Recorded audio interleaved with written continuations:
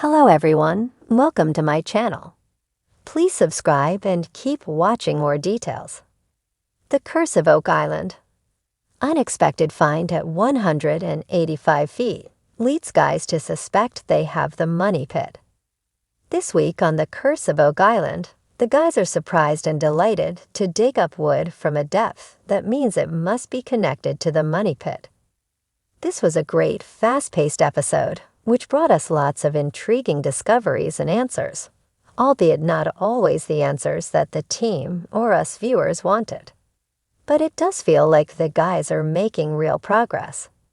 Since Craig Tester arrived back on the island last week with his borehole drilling chart, he's reinvigorated the search in the money pit area, and we're now starting to see some positive results. The guys have unearthed some more wood. Nothing unusual about that, you might say. But there was something unexpected. This wood was at 185 feet, which is significantly deeper than anything found previously. In fact, according to the historical record, none of the previous searchers have built anything deeper than 170 feet, which was the depth Irwin Hamilton reached with his tunnel in 1940. That means that this wood must have been placed there by depositors. It could be one of the infamous flood tunnels designed to keep out treasure hunters, or it could be part of the actual money pit. The guys were unable to hide their excitement as they discussed the possible options. They agreed that the whole area is promising, with lots going on under the surface. Steve Guptill didn't mess about, though.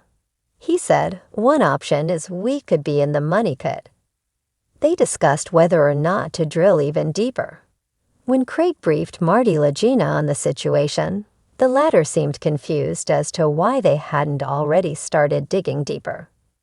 They sent the drill back down, this time to a depth of 210 feet, and Terry Matheson and Charles Barkhouse eagerly pored over the spoils with fingers, crossed that they'd find some wood or even treasure. Nothing but clay. The guys were visibly disappointed. They had hoped they'd finally found the collapsed money pit. But not all is lost. They might have just missed it this time. They decided that the wood at 185 feet was most likely from a tunnel.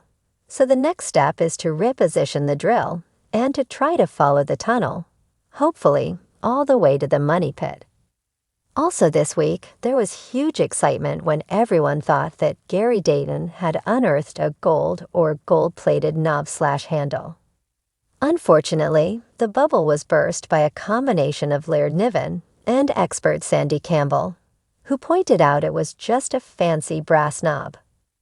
Not all bad news, though, as Campbell said it was a high-end expensive handle, most likely from a jewel box. But where are the contents? Also this week, we saw the mystery of the serpent mound solved definitively. This snake-shaped feature was discovered just a few weeks ago, and the guys had wondered if it was related to other serpent mounds discovered in North America that date back thousands of years.